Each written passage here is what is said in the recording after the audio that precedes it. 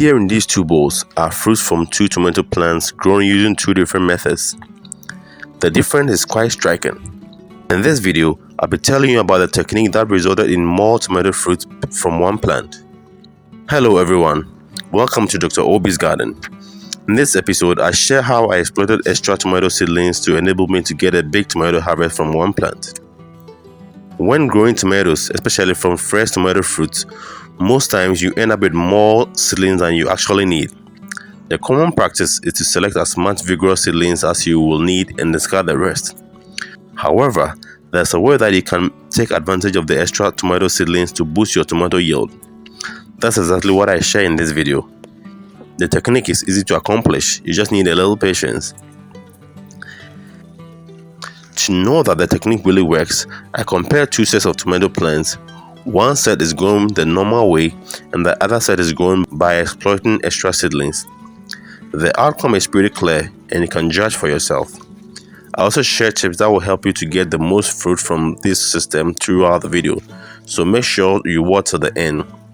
Without wasting any more time, let's get rolling. To use this technique, it's important to have seedlings growing in a cluster as shown. If you're using individual planters, make sure you place two seedlings together per planter or cell. In the seedling cluster, I selected any two tomato seedlings that were growing close to each other. I pruned off some of the lower leaves. These seedlings are a bit overgrown, but can still be used so long as they are not too woody. The ideal seedlings should be about 3 weeks old. Using a sharp knife, I made a slanted cut on one side of the seedlings about halfway downward. I made another slanted cut on the upward direction on the other seedling around the same area as shown.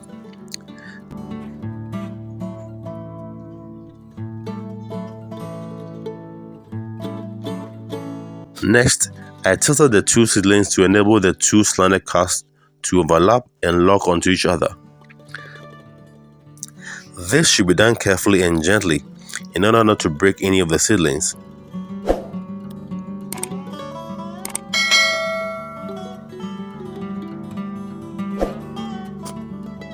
Once the two seedlings were securely locked together, I used grafting tape to tie the two seedlings to ensure that they are held tightly together to enable them to be fused together.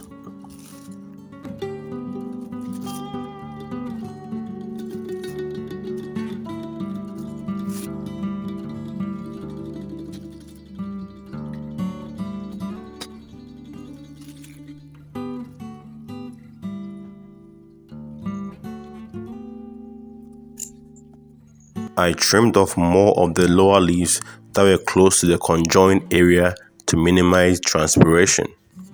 I repeated these steps for another pair of seedlings and left a few seedlings untouched for comparison. I kept the seedlings in a partially shaded area for observation. The seedlings were watered as and when necessary. After about 7 days, I checked on the seedlings and they were looking healthy. I unwrapped the grafting tape to reveal what had happened.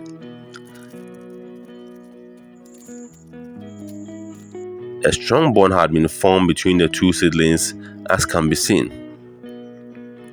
You can see that the seedlings have been successfully married together. They were now ready to be transplanted. Alright friends, this would be a good time to smash that like button if you're enjoying this video. If you've not already subscribed, kindly subscribe for free to support our work. Don't forget to turn on notifications so you don't miss our next video. Your support is greatly appreciated. I gently dug out each pair of seedlings and transplanted them into bags previously filled with soil.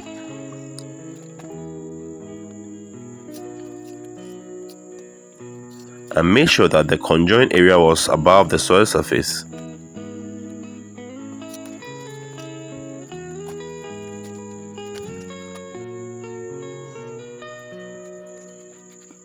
After transplanting, I cut off one of the seedlings as close to the joint as possible. This was This was a seedling that had a downward facing cut. It's important to cut the right seedling to guarantee the benefits of this technique. The reason for merging the two seedlings together is that the root system of the seedling which was cut will provide extra water and nutrients to support the growth and development of the main seedling. For comparison, I transplanted another set of two seedlings the normal way, that is, as individual seedlings without any measures.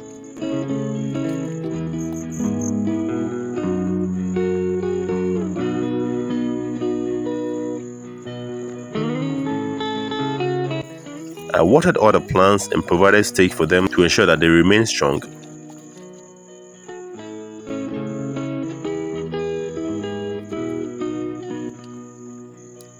Throughout their growth, I gave them the same treatments, which included watering, application of fertilizer, and pruning.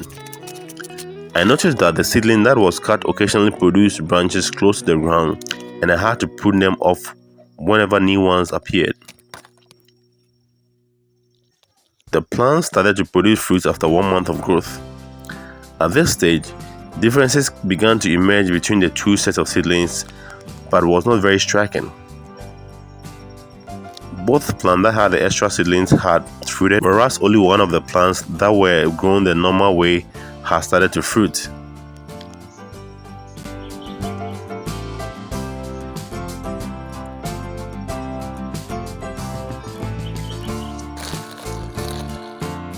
"60 days after transplanting, the first fruit were ready to be harvested. At this point, the differences between the two sets of plants was quite clear. Can you guess which set exploited the extra seedlings? Actually, the two plants on the right were the ones that were grown using the standard method. The other two plants on the left were the seedlings that had been merged with the extra seedlings. If you guessed right, type yes in the comment.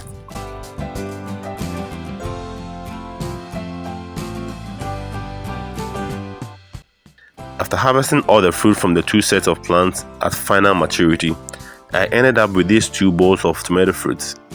The one on the left was from the seedlings grown by merging two seedlings, whereas the one on the right was from the seedlings grown by the standard method.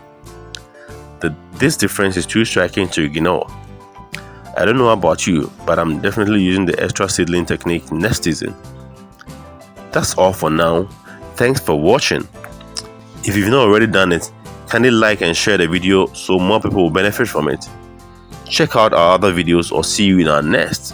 Until then, it's adios.